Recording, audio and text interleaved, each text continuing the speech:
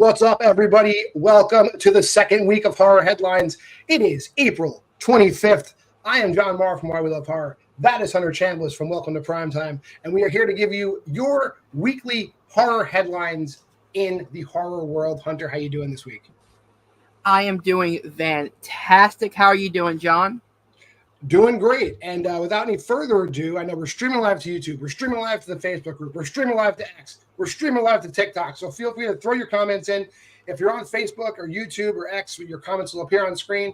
If you're on TikTok, we'll interact with you live through the TikTok app. But without any further ado, what's our first topic of the day, Hunter? Okay, so our first topic of the day. Can you hear me? You're good now, yep. All right. So our first topic today comes from bloodydisgusting.com, and it talks about The Invisible Man 2. It says Elizabeth Moss says the sequel is closer than ever to happening. So I'm going to read just a little bit of this paragraph. It says Universal has been having a hell of a time getting their Universal Monster brand back on a better path in the wake of the Dark Universe collapsing. With 4 movies thus far releasing in the years since The Mummy's attempt to get the interconnected universe off the ground. First was Leigh Whannell's The Invisible Man, to date the only post-Mummy hit for the Universal Monsters, followed by The Last Voyage of the Demeter, Renfield, and now Abigail. The 3 latter films have attempted to bring Dracula back to the screen in fresh ways, but both Demeter and Renfield severely underperformed at the box office, and while Abigail is a far better vampire movie than those two, it is unfortunately also struggling to turn a profit. So then we go down. Given the film was such a success, you may wonder why The Invisible 2 hasn't come along in these past 4 years, but the wait for the sequel may come to an end. Speaking with the Happy Side Confused podcast this week, The Invisible Man star Elizabeth Moss noted that she feels very good about the sequel's development at this point in time. And then she goes on to say, Blumhouse and my production company, Love and Square Pictures, we are getting closer than we have ever been to cracking it. Moss updates this week, and I feel very good about it. She adds, we are very intent on continuing that story. So, John, thoughts on The Invisible Man 2 potentially happening?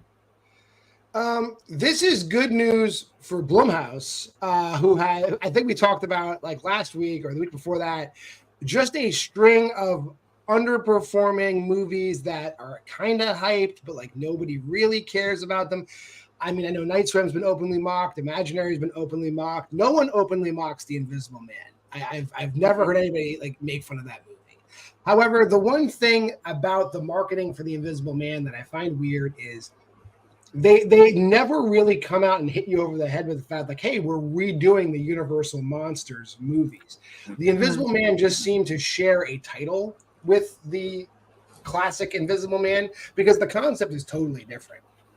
But the 2020's Invisible Man is a story about like domestic partner abuse and controlling toxic relationships and all that stuff. Mm-hmm.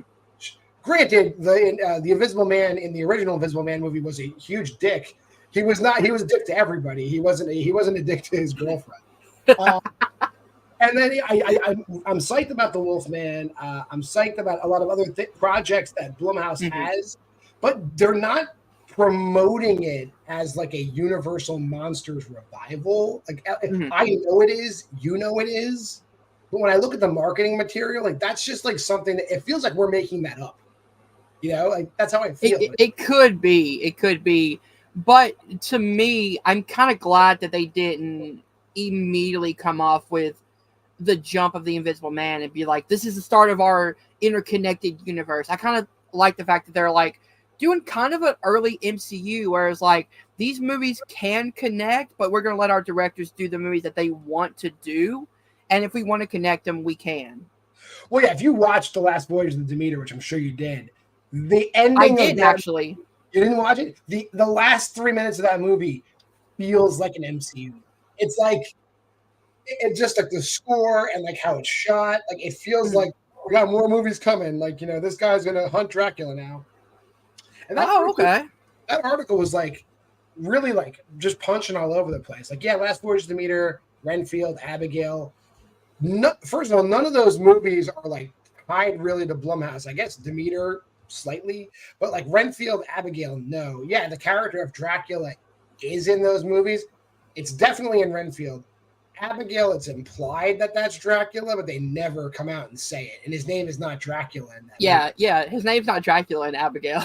And the thing is, why bring those movies up? You're never going to tie in. You're never going to tie in Renfield and Abigail into this Blumhouse Universal universe like that.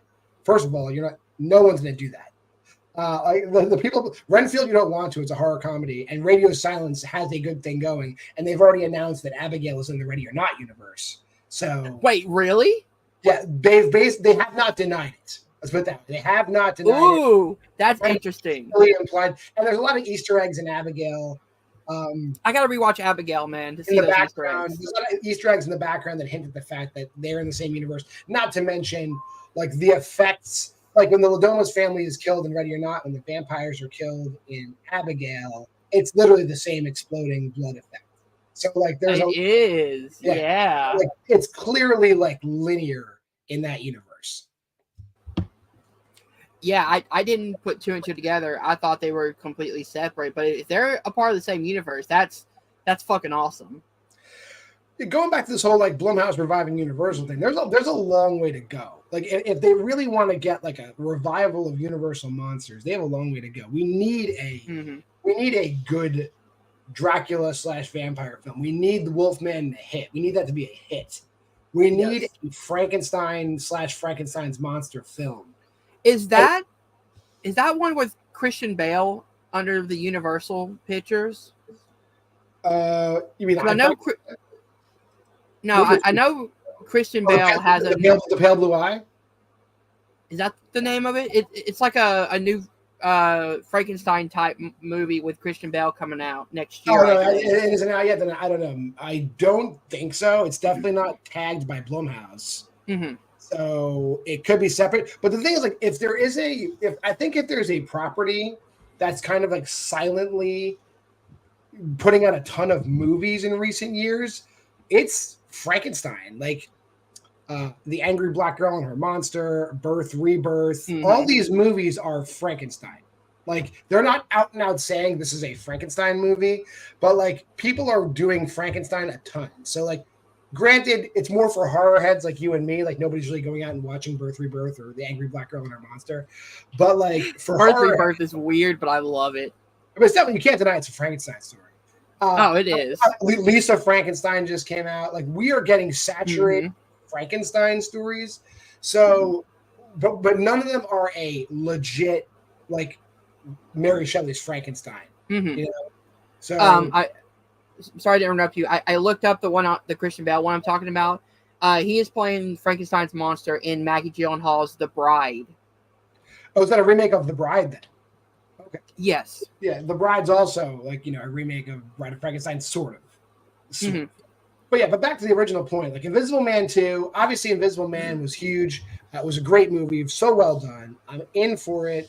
If Lou Whannell is coming back to direct, I'm totally in for it. I don't know what the story is going to be per se, but I trust this crew. If Elizabeth Moss is coming back, I know she's not gonna do any script. Like she's very choosy, and she does not do anything bad. Aside from her being the kid in the kid in that Hulk Hogan, Mr. Nanny, or the Hulk Hogan movie. I don't think she's had a bad script since that movie. No, or she was in Suburban Commando or Mr. Nanny. She's one of the. I think she was in Suburban Commando. Yeah. But the only thing I am hesitant on is does the Invisible Man, the one we got in 2020, actually need a sequel? Because I feel like it's kind of a open and shut movie. Like you can watch it by itself, stand alone, and not worry about connecting it to any other movies. Does it need a sequel? No, right? But if they do a sequel and Elizabeth Moss is attached and everyone else is attached, I'm gonna watch it. Like, I am too. There's plenty of movies that probably didn't need sequels that got sequels and it was fine.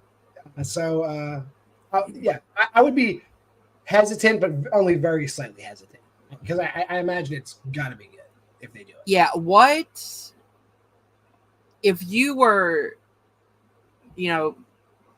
say, given the script to write whatever you wanted for the Invisible Man 2? What way would you go because they kind of left it open ending in the original one from 2020 where she has the suit in her suitcase. Yeah, well, clearly the tech exists, right? And Mhm. clearly, if her ex-husband created the technology and he was like some sort of optics expert, he shared the technology with his brother, we know that at the very least there's a rival company that was doing the same tech. Oh, I didn't Right? think about that. So, or like that tech has like the science behind the tech would have to exist, right? Mhm. So whether it's like she because she was an architect, right? So she wouldn't necessarily jump careers and be something else. But if she were to like have a reason to share that technology with like a defense contractor or something, because like that's not technology you're going to keep under wraps forever. So eventually that secret is going to come out, or somebody's going to rediscover it, right? There's avenues back to rediscovering that tech, and once you rediscover that tech, then the avenue's open to abuse it. So what I think the cleanest way to do a script would be some other defense contractor creates that tech and all these weird things start happening and she understands what's happening because she's the only person alive that's lived through it. Her and her police officer friend would probably join in to try to like counter the new invisible. That would make sense to me. Or it could be somebody closely related to her husband's company who, rediscovers the tech. And then in order to fully commit crimes with the invisible suit, he knows he has to eliminate Cecilia. Okay, that you've got a lot of great ideas. The one I was going to go with, and this might be a bad idea, make Cecilia the bad guy of this picture. I don't think Elizabeth Moss would never let that happen. That's fair, but I'm saying like the whole idea of her like just brutally murdering her. I get he's an abusive asshole, but like she slit his throat with like no fucking care. It's kind of the Samantha Carpenter from Scream 5 and 6 where she kind of gets a taste of the bloodlust, and you even see her at the end like Cecilia's holding the suit and the cop sees the suit and he's like, I didn't see anything. Yeah, right. Well, I mean, very sympathetic. He was there for the whole deal, Yeah. So, yeah, but again, bottom line, if Invisible Man 2 comes out, I'm going to see it. Yeah, me too. And it's going to have enough hype that it won't bomb. So, especially if Lewa now is directing the Wolfman movie at the end of this year, right? If they're just going to give him everything, that's fine. He doesn't have a ton of movies under his belt, and I'm not saying that as a bad. I'm saying that as a good thing. Mm-hmm. Like, give the man more movies. Like he has. He hasn't screwed anything up yet. Like, I understand. But let him direct.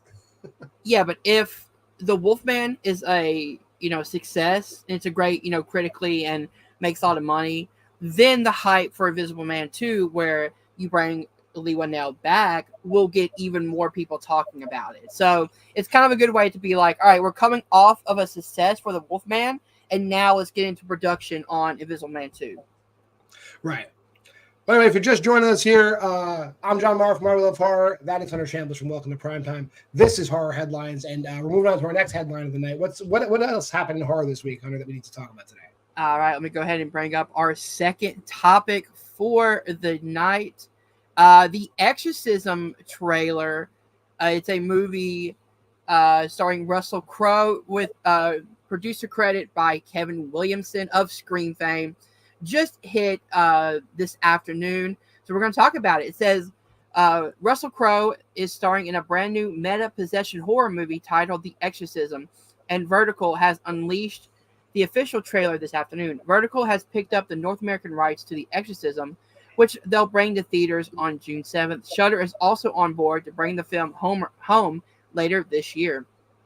Joshua John Miller, who wrote 2015's The Final Girl, and also starred in films including Near Dark and You Thought Your Parents Were Weird, directed The Exorcism. Joshua John Miller also wrote the script with M.A. Fortin of The Final Girls.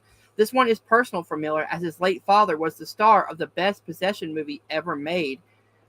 Miller said in a statement this week, the origins of the film stems from my childhood spent watching my father, Jason Miller, play the doomed Father Karras, flinging himself out a window at the climax of The Exorcist. If that wasn't haunting enough on its own, my dad never sheered away from telling me stories of just how cursed the movie was. The mysterious fires, the plague that plagued the production, the strange deaths, the lifelong injuries, the list went on and on. The lore of any cursed film has captivated me ever since. With The Exorcism, we wanted to update the possession movie formula for the world where no one groups own goodness and decency over another. We were gifted with an extraordinary cast and a creative team to tell a story about how we're all vulnerable to darkness if we fail to face our demons. The devil may retaliate, but what other choice do we have? The film previously had been announced under the title The Georgetown Project, which I kind of wish it kept that. That's an awesome name. The Exorcism follows Anthony Miller Crowe, a troubled actor who begins to unravel while shooting a supernatural horror film. His estranged daughter wonders if he is slipping back into past addictions or is something more sinister at play. So, John, what did you think about this trailer? You said a word in that article that gave me pause, and that is the fact that this is a vertical production. I don't know how familiar you are with vertical pictures. Not a great track record. Are they jagged edge? No, they are not jagged edge bad, but they're like, if jagged edge is third grade, they're fourth grade. Like it's no, it's not. I mean, Russell Crowe is Russell Crowe. Don't get me wrong. Yeah, He's gonna bring it, and he's. I mean, I'm not gonna say he's great in every single thing he's ever been in, but like 95% of the time, Russell Crowe is good. Now, I don't know, but yeah, you say vertical. Kevin Williamson's attached to it. Russell Crowe's attached to it. A few other names are attached to it. I'm optimistic, I guess, but vertical releasing is like a death knell for a movie. Sorry if any executives from Vertical are watching, I apologize. But like, it's just clean your shit up. It's bad. So I did not know about the production company. All I heard was a meta supernatural horror movie produced by Kevin Williamson, and I was immediately in. Because did Kevin Williamson write the script, or is he just producing? I believe he read the script as well. Because most of the time he produces a project, he reads the script with it. Like that's part of it. So he put it up, he rewrote it. All right. If we're gonna get some of that like Williamson-y dialogue, then like I don't know if he rewrote it or not. I just know that normally when he produces something, he does have involvement to read the script, and he usually does. I'm also like, I'm not concerned, but it's weird that we got the Pope's Exorcist last year. Yeah, now we're gonna get this movie this year. Like Russell Crowe is he's a temperamental man, but he's an intelligent man. So I got to imagine he knows what he's doing, but to do movies like that back to back is weird. I will say the only reason I'm okay with this in particular is because the Exorcism from the trailer seems like it's gonna take the supernatural genre and kind of turn it on its head, kind of like Scream did with slashers. I'm not comparing this movie to Scream. Don't get me wrong. I doubt it's gonna be as good as Scream, but the whole idea of like Russell Crowe's character is an actor. He is on the set of an Exorcism movie, and then he slowly gets possessed, and then it's more of the idea of like, okay, is he going back to his addictions, you know, the alcohol and stuff like that, or is this set that he's on actually, you know, cursed? So it's taking that idea of cursed films and kind of bringing it into a meta level of a horror film. Well, if we're gonna get like a deconstruction of exorcism films with Kevin Williamson attached to it, I'm interested just for the sake of being interested. However, like I said twice already, like it's vertical production. So I don't know what kind of backing this movie's gonna have to like really explore this space, but I'm gonna watch it. I'm gonna watch it. Oh, I am too. I'm super excited for this. And I kind of hope it takes people by surprise. I'm not a huge fan of supernatural movies. They're not my kind of cup of tea when it comes to horror.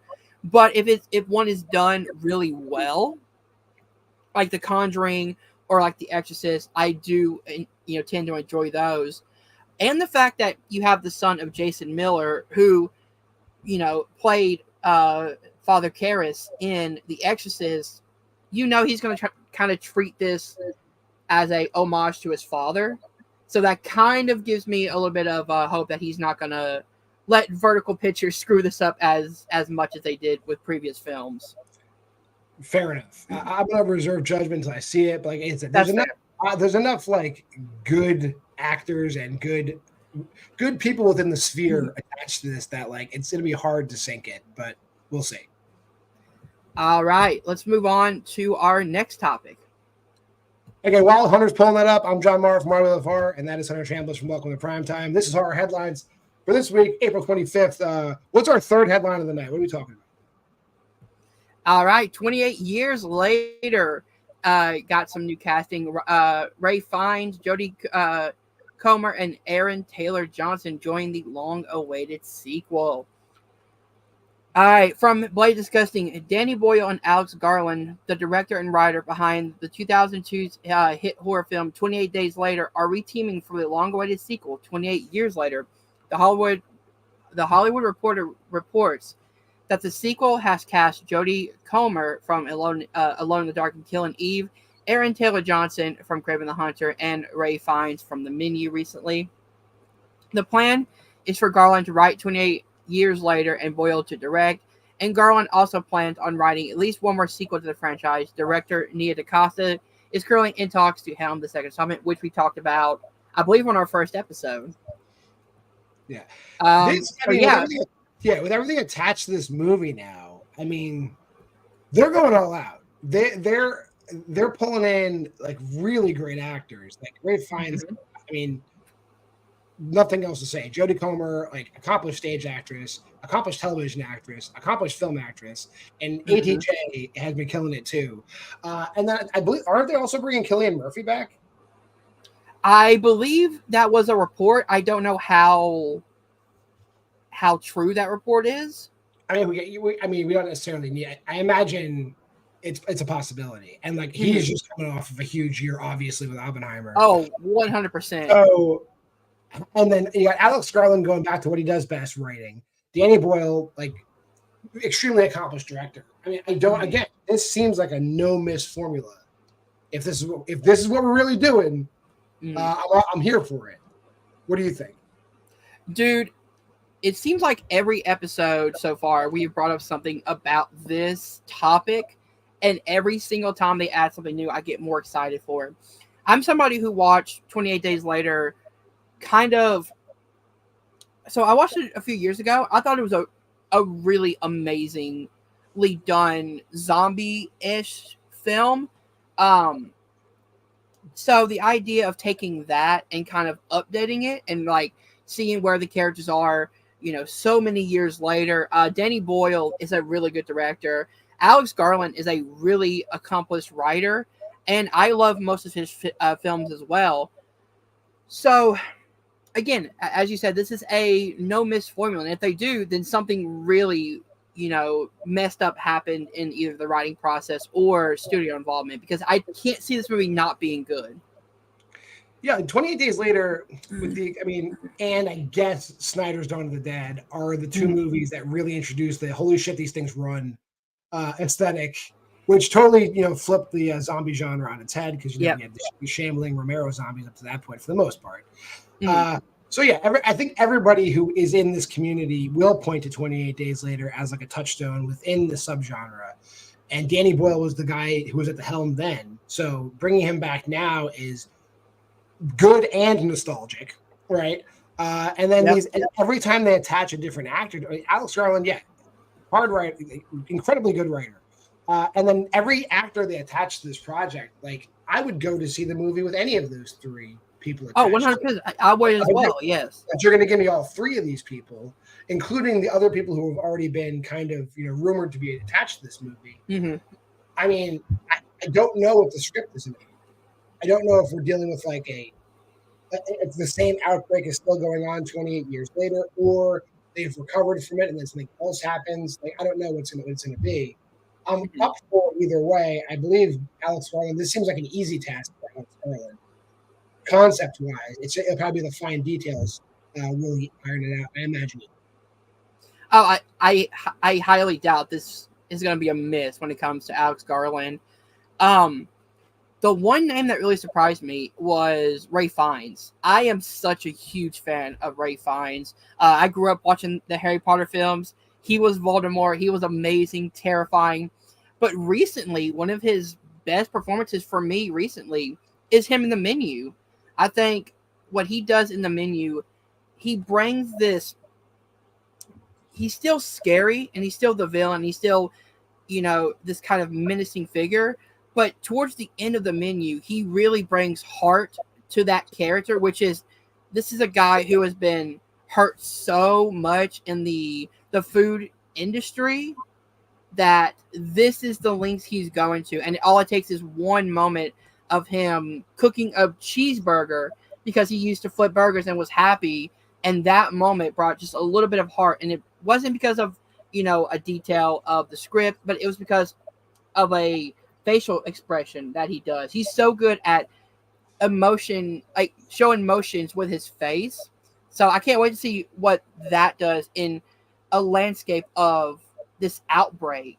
Like, that's gonna be just amazing. Yeah, we don't know what role he's going to play. I imagine in a movie like this, all of the roles are survivor type people. But if they're going to go the route that like Ray Fiennes is like a secondary like antagonist in the movie, kind of like how Robert Carlyle was a secondary antagonist in 28 Weeks Later. Yeah, we all the way back to Red Dragon. Ray Fiennes can do it. He's so good in Red Dragon. Like Ray Fiennes can handle it. Believe me, like he can handle all that weight. So whether he's a good guy or a bad guy, he can do it. He can do either one. I'm kind of interested if he's like some kind of like weird, like someone who's taking advantage of. Because like in these movies, it's always about. We got a guy in the chat, Jack Jones. Nice to meet you, sir. We know he can do both sides, right? We know we've seen him do plenty of things. So I am interested. Like you go in these zombie movies, and we know that the real threat is usually the human element, right? In 28 days later, they meet up with that military regiment. In 20 weeks later, people are just being sloppy with like quarantining. So we're going to have an evil human element in 28 years later. And honestly, if they tag Ray Fiennes to be that character, hell, or if they tag Aaron Taylor Johnson to be that character, I'm good either way. I'm good either way. Yes. So if they can get Cillian Murphy back, and they make it to where Ray Fiennes' character is this kind of second antagonist, him going head to head with Cillian Murphy is going to fucking rule. True. I mean, we're missing a lot of time, right? Because we know the whole resolution of Cillian Murphy and Naomi Harris's characters from 28 Days Later. We don't really know what happens to them in 28 Weeks Later, obviously. But obviously, they're alive at the end of 28 Days Later. So if we're gonna get some backstory of what happened, and we're getting years and years and years of Cillian Murphy's character, like learning to survive in this world. We don't know that gap is missing. But if they're going to build him up as some kind of survivalist, I'm here for it. Just don't, please, Alex, write this script. I'm banking on you to do it right. All right, so let's move on to our fourth topic of the night. You want to go ahead? Before you jump into that, let's do the station identification. I'm John Marr from Marvel of Horror. That's Hunter Chambliss from Welcome to Primetime. This is Horror Headlines for the week of April 25th. Moving on to our fourth topic. What do you got for us, Hunter? All right, again from BloodyDisgusting.com, Julia Gardner joins a horror movie, Weapons, from director of Barbarian. So, it says, in addition to Lee Whannell's upcoming Universal monster movie, The Wolfman, Julia Gardner has also joined the cast of Weapons, the Hollywood Reporter has announced tonight. Weapons is the new horror movie from New Line Cinema and director Zach Cregers, who directed Barbarian, with Julia Gardner joining the previously announced Josh Brolin. I did not know that. The upcoming Weapons is from writer-director Zach Cregers, who will produce alongside his Barbarian producer team, Roy Lee of Vertigo and J.D. Luschitz and Ralph Margles of Boulder Light Pictures. Vertigo's Miri Moon also produces. The Hollywood Reporter teases the plot for Weapons are being kept holstered, but it is described as a multi- and interrelated story horror epic that's tonally in the vein of Magnolia, the 1999 actor cram showcase from filmmaker Paul Thomas Anderson. Well, here's the deal, right? Barbarian, obviously, you've seen. When Barbarian was being marketed, like the marketing, I think one of the biggest things about Barbarian's success was how that movie was marketed. Yes. They were very Zach Cregger's obviously coming from a comedic background, the same as Jordan Peele, basically. His path to horror, same thing, because he was on a sketch Whitest comedy. kid you know, right? He's one of the whitest kids you know. Yeah. So these people coming from sketch comedy backgrounds are apparently like great horror directors. Yeah. But the marketing behind Barbarian was like brilliant because like you had no idea what was happening. Even up until the movie being released, for some reason, like it was very slow coming out. Like you didn't know everything. Like I had no idea what that movie was about, and I watched that movie way after it was released. Like they were so good at protecting it. So if we're going to see that same kind of like ironclad, like CIA level protection of weapons, I'm all for it. Like don't tell me a thing. Like just tell me who's attached to it. Josh Brolin's there, Julia Garner's there. I like both of them. Cool. I don't need to know the plot. I'll see the movie.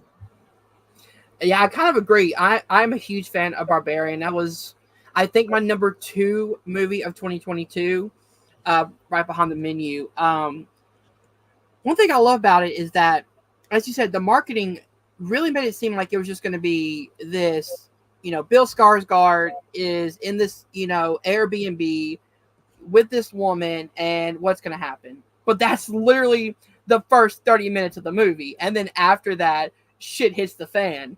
So I love the fact, to the point that after the movie was released on their YouTube channel, they put out this comedic version of a trailer with Justin Long's character riding down the beach, and it has this kind of happy-go-lucky music in the background. So funny that they're kind of taking that, which is a horror element, and giving this kind of fun twist to it. The marketing of Barbarian was so good. Like you didn't even realize Justin Long was like in the movie until you watched the movie. Like, oh, there's this whole subplot with this guy, this disgraced actor. Dude, exactly. The first time I watched that movie, I was like, it cuts abruptly, and I'm like, oh, we're on this now. Justin Long is in this. That's awesome. But he's the best character in the movie. Like when he goes down in the basement, and then he immediately goes back up and searches like, can we add extra square footage to that is my favorite line in the entire movie. But whatever Zach Cregger's is doing next gets me excited because of the success and how much I love Barbarian. He's got like a golden ticket after Barbarian. Like, the 100%. buzz is there, and you're attaching good actors to this movie, like big name actors.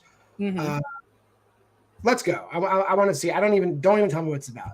I'm gonna actively avoid it, but let's do it. That's probably a great idea.